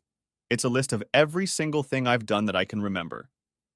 Every time I lied to her, every time I hid my drinking, and every time I let her down. I just wanted to let her know that a lot of our problems were my fault. Mine. And that I'm taking responsibility and trying to fix myself." "Oh, Jimmy." Fresh tears stood in Mom's eyes. "I know this won't fix anything, but I want her to know that I'm here. I love her. And even though I haven't seen her and Jay in so long, she's still their mom, and I'm so grateful for what we've done for them." She put the envelope in her bag. "I'll make sure she gets it, son." Monday morning, I woke up at 5:30, made 2 sandwiches, loaded the small cooler bag with lunch and a big bottle of water, and pulled my old bike out of the barn. I put air in the tires, dripped some oil on the chain, and got on, riding toward Hempstead Turnpike. 45 pain-filled, agonizing minutes later, I stopped in front of the Home Depot store and got off the bike on shaky legs. Oh gods, my knees, my hips, my ankles hurt. Staggering, I walked inside and asked the clerk if I could leave my bike against the wall for a few minutes. After getting permission, I walked to the nearest cash register and bought 2 small packs of Advil and a cheap bottle of water. I popped 4 aspirin tablets and waited outside for my heart to settle and my muscles to relax. Tom Meldis pulled up a little before 7 in his big white and black truck, 3 other guys already sitting inside and riding in the back. "Hey, Jimmy. Good to see you." "Thanks, Tom." I shook his hand gratefully. "Thanks for the chance." "No problem. This is Hector, my number 2. And this is Juan and Saul." I silently shook hands with the rest of the guys. "Is that your bike?" "Damn, Jimmy. Did you ride your bike here?" "I said I'd be here." He laughed. "Okay, you came by car. Throw it in the trunk. I thought you already fixed your car." I shrugged, climbed up on the back door, and got the bike into the trunk along with the other construction supplies. "As soon as I get my paycheck, I can buy plugs, filters, fluids, and belts." He nodded his head silently, and we drove to the indicated location. It was an attic, partially second floor, and it was obvious they had been working here for days. My job consisted of a lot of running around, hauling lumber, getting tools, and lots of cleaning. And on that first day, I learned a lot of things. Like how much I don't know about construction. Like how out of shape I was. How hard the other guys on the crew worked, and how I had to bust my ass to keep up with them. At 4:30, Tom announced that the job was over, and we all climbed into the truck to take us back to Hempstead. I was dreading the bike ride home, thinking I would call my mom and hope she would pick me up. Tom dropped off 3 other guys, giving 2 of them cash from his pocket for their labors today. He asked for my address, and I told him he didn't have to take me home. Nonsense. "You did it today, Jimmy. The least I can do is drive you home." I gave him the address, and we drove the rest of the way in delirium. When we stopped at my parents' house, he helped me get my bike down and reached into his pocket. He pulled out 4 $50 bills and held them out to me. "Listen to me, Jimmy. This is an advance, not a gift, but an advance on your paycheck. Use them to start your car and fill it up with gas until Wednesday. I don't want you half dead because you rode your bike to work." "Tom, really, thanks. I won't let you down." "Didn't think you would." He started the truck. "I'll see you tomorrow, Jimmy." So that night I worked on my baby until it was time for the meeting, and then came home and worked on it some more until it was too dark to do anything. Tuesday was a repeat of Monday. My dad was outside with me, helping me put the last of the spark plugs in. "Okay, Jimmy," he said, wiping his hands clean of grease. Start this piece of shit up and try to move it out of my driveway. I smiled, put the key in the ignition, and turned it. The Charger started and sounded much smoother than last time. I increased the revs and heard the engine roar briefly before it started. Loud, growling, alarming. It sounded just the way I wanted it to. All right, Pops. Sounds good. He shrugged, closing the hood.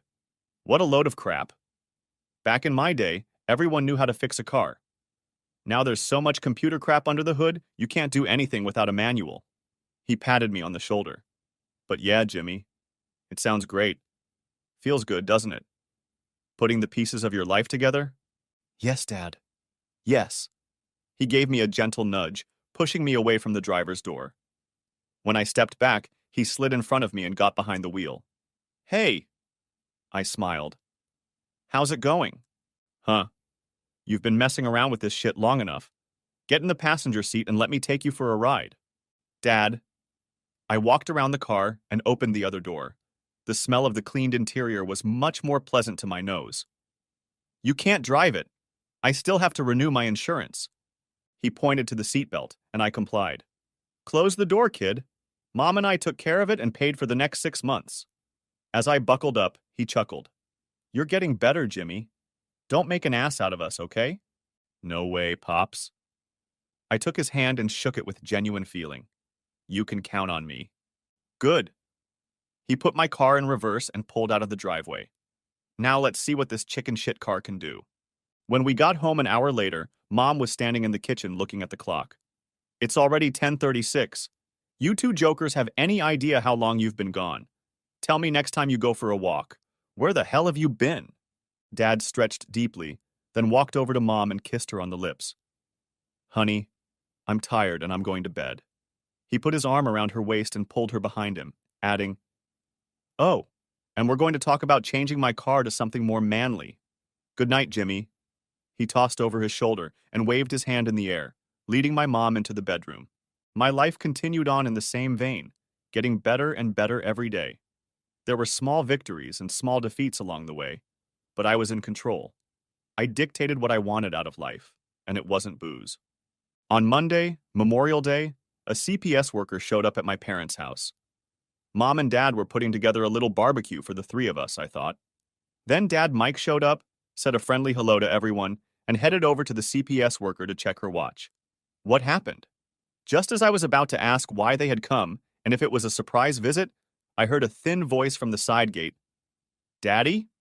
I turned and saw a little boy, tall for his age, about 6 years old, with red curly hair and wearing a blue and gray striped shirt. He was standing next to another boy, blond and slightly younger, holding a tattered Florence Building Supply hat in his hand. They both waited, looking at me with hope, fear, and uncertainty. My boys. My sons. I dropped the plate of hot dogs on the lawn and fell to my knees as if someone had hit me in the back with a double team. I gasped in searing pain, clutching one hand to my chest, trying to stop the blurring of my vision and the roaring in my ears. I managed to wheeze out, John! Joel! Oh my God!